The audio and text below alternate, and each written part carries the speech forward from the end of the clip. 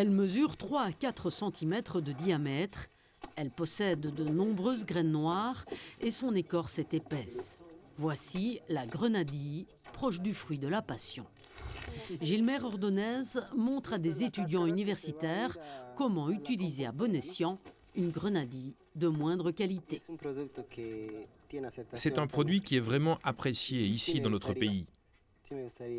Et oui, ça me plairait de l'exploiter. C'est un produit original de notre pays, le Pérou.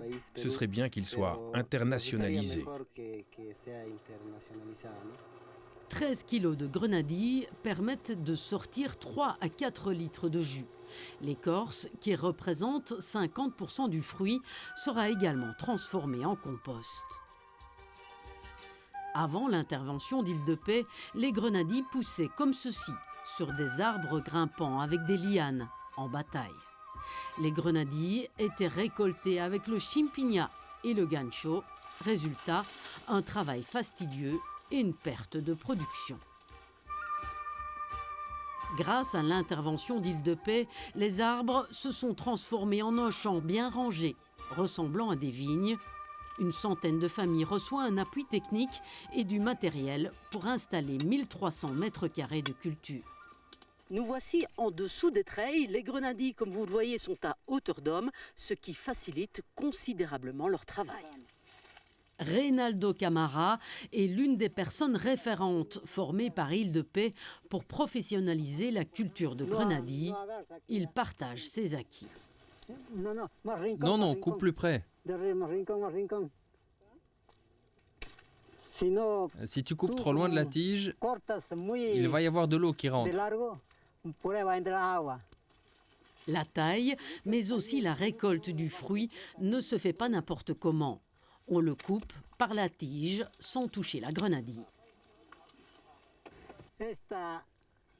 Pour le marché, ce n'est pas bon comme ça, avec la feuille. Il faut aussi enlever l'excédent de tige. C'est de cette façon qu'on exige les fruits sur le marché.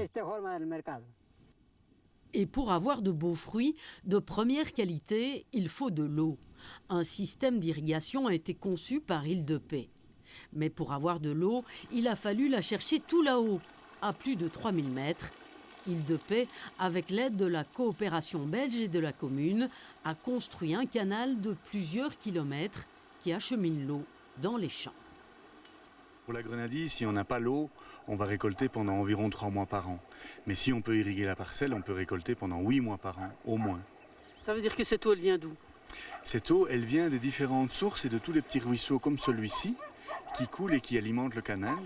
Et le canal permet d'envoyer l'eau dans les différentes parcelles qui sont en bas. Retour à notre récolte.